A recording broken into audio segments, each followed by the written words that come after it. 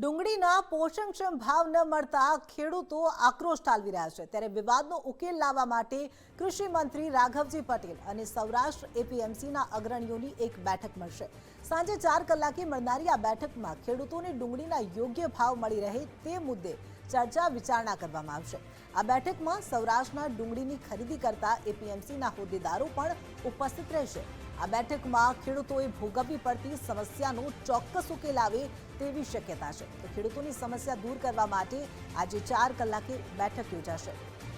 વધુ વિગતો સાથે સંવાદદાતા નિકુંજ જાની જોડાઈ ગયા છે। નિકુંજ, ખેડૂતોની સમસ્યા ડુંગળીના મુદ્દે જે છે તે દૂર થાય તે માટે આજે 4 કલાકે બેઠકનું આયોજન છે। શું વધુ વિગતો?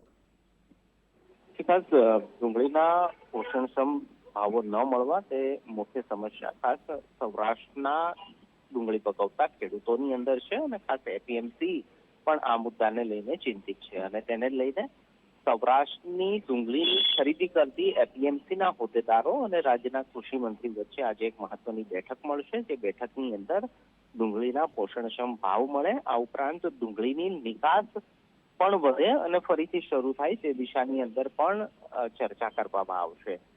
સાંજે 4 કલાકે કૃષિ મંત્રી રાઘવજી પટેલની ઓફિસમાં એક મહત્વની બેઠક મળી રહી છે, જેમાં સૌરાષ્ટ્ર વિસ્તારના એપીએમસી અલગ અલગ જે આવેલી છે તેના હોદ્દેદારો પણ હાજર રહેશે અને ડુંગળીના પોષણક્ષમ ભાવ મળે તે દિશાની અંદર મહત્વની ચર્ચા થશે।